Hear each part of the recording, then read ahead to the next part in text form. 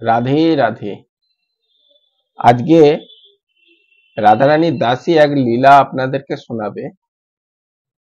সেই লীলাটা পূর্বে একটা কথা আপনাদেরকে সতর্কতা করে দেয়া হচ্ছে যে এই লীলা শোনার পূর্বে আপনাকে গোপীর রূপে ভাবনা ভেবেই আপনি চোখ বন্ধ করে এবং পারলে হেডফোন কানে দিয়ে একান্তভাবে এবং নিবাস করে সেই চিন্তন করবেন এবং এই লীলাটা শুনবেন। কৃপয়া অনুরোধ রইল। গোপী ভাব কেন বলছি? কারণ এই লীলাটাই এমন যে লীলাটার মধ্যে কোনো পুরুষ বর্গীয় চিন্তার মনোভাব সেটা নিতে পারবে না। তো এই লীলা স্বর গোস্বামী, যে রূপ গোস্বামী, সনাতন গোস্বামী, জীব গোস্বামী, গোপাল ভট্ট এবং রঘুনাথ দাস, যে এই রঘুনাথ দাস গোস্বামী মানসিকভাবে লীলার চিন্তন করতেন। রাধাকুণ্ডের সামনে ওনার সমাধি রয়েছে। আর চৈতন্য মহাপ্রভুর পার্ষদ প্রবোধানন্দ সরস্বতী এইসবই লীলা চিন্তন করে রাধা সুধানিধি গ্রন্থের মধ্যে প্রকাশিত করেছে। তারই মধ্যে একটা লীলা আপনাদেরকে সেই রাধারানী দাসী শোনাচ্ছে।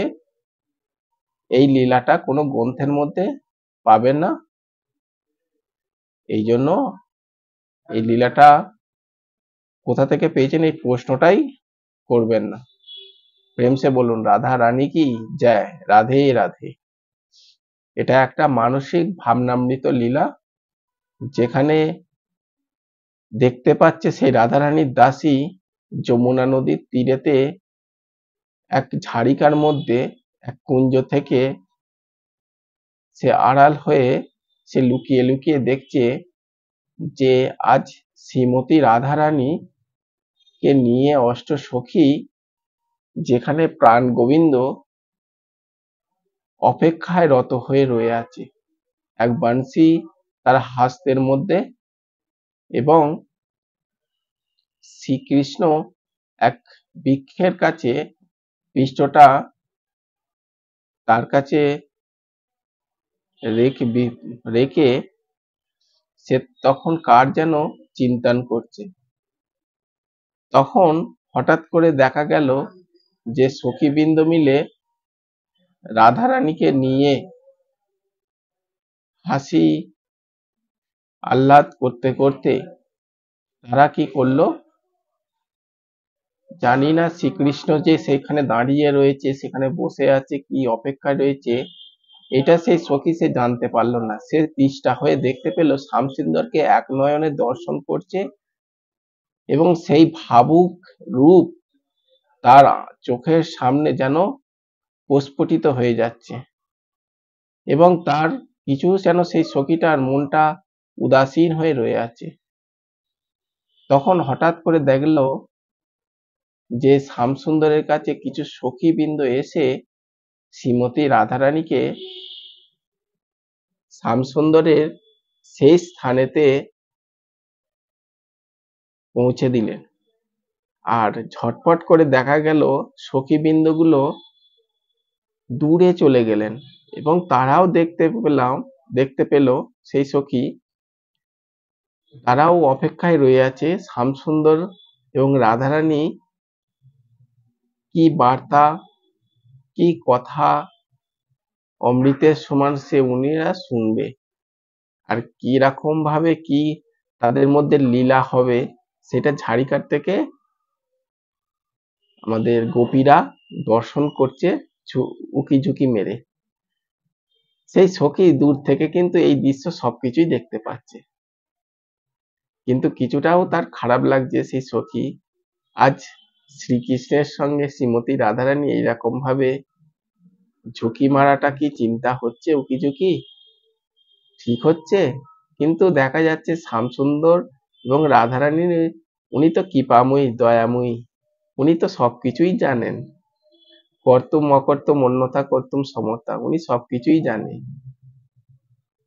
কেউ না, যদি আমাদের এখানে আমরা যদি থাকি, নিশ্চয়ই সেটাও ওনার কাছে অজানা নয়।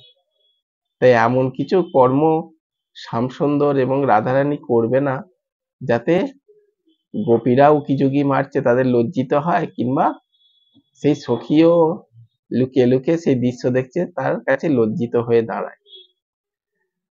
তো তখন নিজেকে সেই সখী কিছুটা মনের মধ্যে ভয় পেতে পেতে দর্শন করছে, কিন্তু নিজেকে কিছুটা রাধারানীর উপরই সম্পূর্ণ তার মনোভাব, তার চোখের আঁখি, তার কামনা সবই চরণে নিবেদন করে দিয়েছিলেন। কারণ রাধারানী না চাইলে কখনোই এইসব শ্যামসুন্দরের সঙ্গে মিলন, তার সঙ্গে লীলা বিহার কখনোই সম্ভব নয়। তাই এই আশ্বাস নিয়ে সখীবৃন্দও যেমন উকিঝুঁকি মারছে, আর সেই রাধারানীর দাসী সেও অপরদিকে একটা বৃক্ষের কাছে উকিঝুঁকি মারছে। সেখানে দেখছে শ্যামসুন্দর আর রাধারানী বলছে শ্যামসুন্দর যে, হে প্রিয়া, আজকে আমি তোমাকে একটা কথা বলতে চাই। তো রাধারানী তখন দেখতে পাচ্ছে সেই সখী দূর থেকে যে শ্যামসুন্দর রাধারানীর একদিকে একই পলকের দিকে তাকিয়ে, আর রাধারানী একটু লাজুক, তো সে তখন তার আঁখি চোখ নিচের দিকে রয়ে আছে। তখন হুঙ্কার দিয়ে হু হু শব্দতে রাধারানী তখন বলে, হে শ্যামসুন্দর, বলো আজকে কি বলতে চাইছো? পুরো সম্পূর্ণভাবে আমাকে বলতে পারো। এই কুঞ্জের মধ্যে আর কোনো সখী নেই, কোনো দ্বিধা প্রকাশ করো না। তখন শ্যামসুন্দর বলে, এ সখী, এ রাধারানী, রাধাজু, তোমাকে দেখে সবাই সিঙ্গারেতে যেমন মোহিত হয়, তেমনি আমিও সেই রকম মোহিত হই। তো রাধারানী তখন বলে, হে শ্যামসুন্দর, আমি যেমন সিঙ্গারে সকলের সুশোভিত করি, সৌন্দর্য অবলোকন করি, তদ্রূপ আপনারও সিঙ্গার সকলেরই মন মুগ্ধ করে। তখন শ্যামসুন্দর বলে বসে, হে রাধাজু, এই সিঙ্গার তোমাকে যে যত না আমাকে লাগে তার তুলনায় অধিকতর এই সিঙ্গার রূপ মাধুরী সকলকে যেন আমার তুলনায় অধিক মনোমুগ্ধ করে। তখন শ্যামসুন্দরের এই কথা শুনে রাধারানী কিছু না বলে, তখন শ্যামসুন্দর দেখা গেল তার চিবুকের কাছে হাতটা দিয়ে রাধাজিকে বলছে, রাধাজু, এখানে তো কেউ নেই, আজকে আমার একটা ইচ্ছা তুমি পূর্ণ করবে। তখন রাধাজু বলছে, শ্যামসুন্দর, আপনি আদেশ করলে আমি পালন করব না এমন কি হতে পারে? কারণ আপনার সুখেতেই সব সুখ। শ্যামসুন্দর বলছে, অত কিছু আমি বুঝি না, আজকে আমার ইচ্ছা হচ্ছে তোমার এই সিঙ্গার আমি ধারণ করব, আর আমার সিঙ্গার তুমি ধারণ করবে। তখন যেই না বলতেই রাধারানী শ্যামসুন্দরের থেকে ঘুরে গিয়ে অন্যদিকে তাকিয়ে, এবং সে লজ্জিত হয়ে শ্যামসুন্দরকে বলল, ছি শ্যামসুন্দর, আজকে এ কি আপনার মনোভাব রয়েছে? এখানে সিঙ্গার তো স্ত্রীর সিঙ্গার স্ত্রীকেই ভালোবাসে, ভালো লাগে, আর পুরুষের সিঙ্গার পুরুষকেই ভালো লাগে না রাধাজু। এই কিছুক্ষণ আগে বললে যে আমার ইচ্ছাতেই ইচ্ছা, তাহলে আজকে কি আমার ইচ্ছা পূর্ণ হবে না? ঠিক আছে, তাতে কোনো অসুবিধা নেই রাধাজু, চিন্তা করতে হবে না, আজকে তুমি এসেছো এটাই আমি খুশি। তখন রাধারানী বলে ঠিক আছে শ্যামসুন্দর, আমি আপনার মনোবাঞ্ছা অবশ্যই পূর্ণ করব। এই বলে রাধারানীর সিংহার ধীরে ধীরে খুলতে লাগলো, কিন্তু এদিকে শ্যামসুন্দরও সেই সিংহার খুলতে লাগলো। যেই না হতে লাগলো তখন আমাদের রাধারানী কিন্তু সিংহার খুলে তাকে কি করবে, রাধারানী করবে এবং রাধারানীর সিংহার যে পড়াবে, কিন্তু দুজনেই দুজনকে লজ্জিত অনুভূত করে তখন রাধারানীর চোখের সঙ্গে সেই রাধারানীর সখীর চোখ একত্রিত হয়ে যায়। তখন সেই সখী লজ্জিত হয়ে রাধারানীর দিকে তাকিয়ে মস্তকটা নিচের দিকে তাকায়।